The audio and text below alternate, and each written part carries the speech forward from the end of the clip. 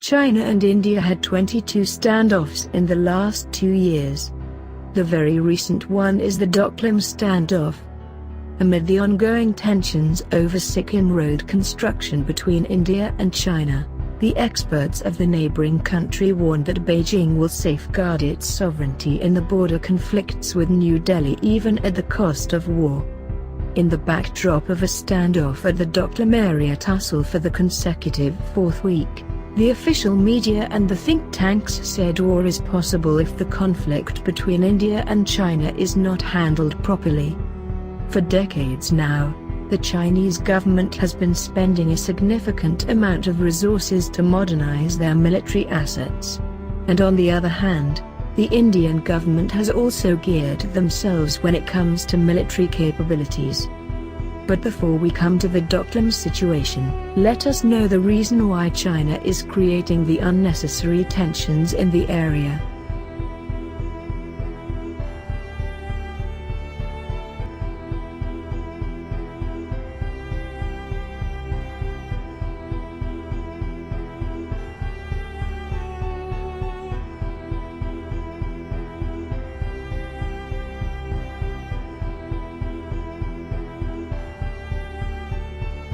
OBOR, One Belt One Road.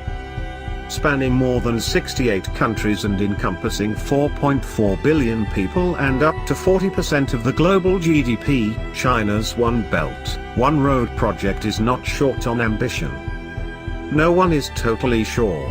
At the most basic level, One Belt, One Road, OBOR, is a collection of interlinking trade deals and infrastructure projects throughout Eurasia and the Pacific, but the definition of what exactly qualifies as an OBOR project or which countries are even involved in the initiative is incredibly fuzzy. The initiative consists of 2 major parts. 1. Silk Road Economic Belt. 2. 21st Century Maritime Silk Route. These 2 projects are known collectively as One Belt, One Road, or Belt and Road, or the New Silk Road. The Silk Road Economic Belt comprises of 6 plans. 1. China-Pakistan Economic Corridor. 2. New Eurasia Land Bridge. 3. China Mid-Asia and East Asia Corridor. 4. China-Mongolia-Russia Economic Corridor. 5. Bangladesh-China-India-Myanmar Economic Corridor. 6. Indo-China Peninsula Economic Corridor. There are 2 main benefits for Beijing from this, economic and political, both with their own significant risks. As its runaway economic growth has slowed in recent years, China has suffered from widespread overcapacity in heavy industries such as steel, cement and aluminium. Ways of dealing with declining domestic demand include cutting jobs, more than 1.2 million in 2016 and 2017, and expanding demand overseas. But there is a hidden objective behind the plans. China is looking to use OBOR as a way to ship its own domestic overproduction offshore, said Nick Marrow, an analyst with the Economist Intelligence Unit, EIU. The project will also open new markets for Chinese goods, shoring up the country's economy against any potential slowdown in demand from Europe or the US, said Gin Yong Ki, former head of the International Finance Corporation. China is leveraging their own capital to get involved in helping other countries to get wealthier so they can become customers of Chinese products, he said. And here is where the problem starts. Indian think tanks understood this Chinese game plan and declined to be a part of this. This infuriated the Chinese, and so they want to crush India and emerge as a superpower. President Xi Jinping is a powerful leader and is compared to Mao Zedong. It is the president's dream to make China a superpower. According to sources, President Xi Jinping would try to wage a war against India before his term ends on 2022 so that he can prove Chinese dominance in Asia region. Chinese preparation for this day had started for decades. China is building road and rail networks in its country to connect the borders with the capital city. Yadong is a border and the nearest city is Lhasa, which is around 500 km. China has already built roadways from Lhasa to Yadong so that its army can reach the border in just 12 hours.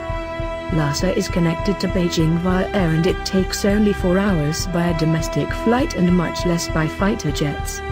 However, via road it takes just 53 hours to reach Lhasa from Beijing.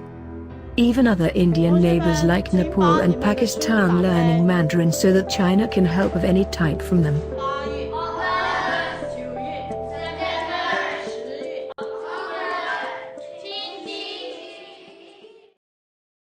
India's preparation has only started in recent years to protect its boundaries and is still in progress. Rail and road.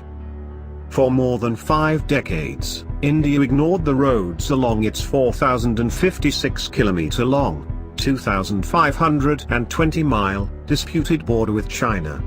The nation's longest bridge spanning 9.2 kilometers across the Brahmaputra River to ensure the smooth movement of troops. The bridge will reduce the travel time between Assam and Arunachal Pradesh from 6 hours to just 1 hour as the distance will shrink by 165 kilometers. India also begun constructions of roads to Leh and Ladakh.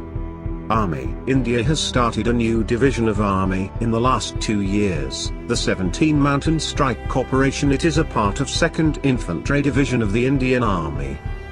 This division of Army is specially recruiting and training soldiers for the mountain terrains. India is deploying 90,000 plus Army personnel of this division till 2021. They will be empowered with artillery, armored vehicles, air defense engineering brigade, fighter jets and tanks. Mountain Strike Corps is equipped with BrahMos, Agni, M777 and Apaches to challenge China. Other preparations. Rafale deal. India has ordered 36 Rafale jets to strengthen its air force. This deal has been signed with France. A squadron would be deployed in Ambala. Rafale can reach Jammu in 1.5 minutes and 2 minutes to Uttarakhand. It was decided to get the first order delivered by 2022. But that has been expedited and has been asked to be delivered by September 2019, which has been agreed by France. The second squadron of Rafale will be deployed in Hasimara, Arunachal Pradesh. It is the same place where the 18 fighter jets on Sukhoi M30 is already present and can be called for action anytime. India can retaliate in 42 seconds from Hasimara. BrahMos missiles. Supersonic BrahMos missiles to be deployed in India-China border in the Arunachal Pradesh region.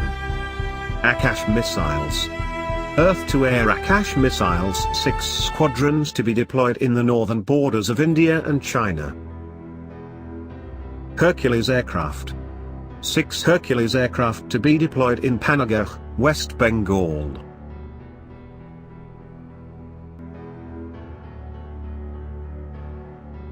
Howitzers. Even the howitzers are deployed in the Indo-China border.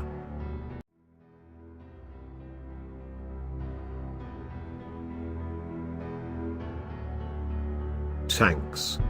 3 regiments on T-72 tanks have been deployed in the Indo-China border. Let us be honest. China is much stronger militarily than India.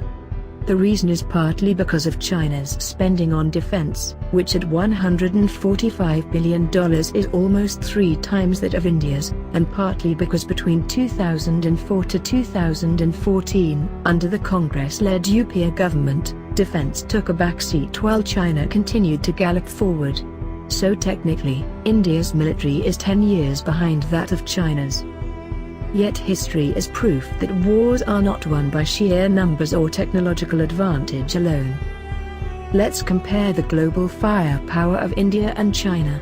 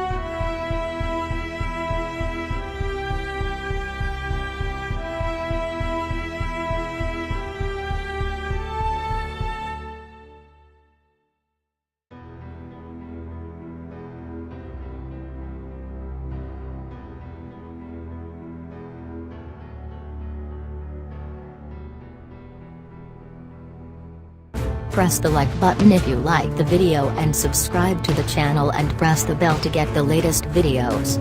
Comment on the video to inspire us to make more such videos.